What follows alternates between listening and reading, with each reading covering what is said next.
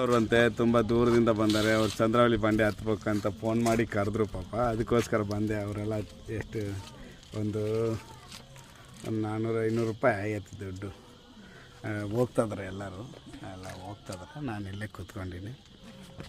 ಈಗ ನಾನು ಕೋಟೆಗೆ ಹೋಗ್ತೀನಿ. ತುಂಬ ಖುಷಿ ಆಯಿತು. ಧನ್ಯವಾದ.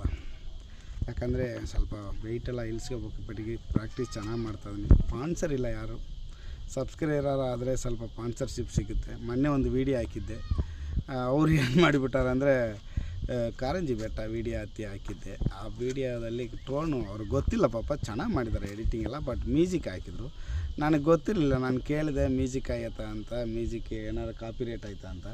ಅವ್ರು ಇಲ್ಲ ಅಂದರು. ಅಪ್ಲೋಡ್ ಮಾಡಿಬಿಟ್ಟೆ. ಆಮೇಲೆ ಮ್ಯೂಸಿಕಿಗೆ ಕಾಪಿರೇಟ್ ಕೇಳಿಬಿಟ್ರು. ಕಾಪಿರೇಟ್ ಆಗಿಬಿಡ್ತು. ಬಟ್ ಏನು ದುಡ್ಡು ಏನು ಬರಲಿಲ್ಲ.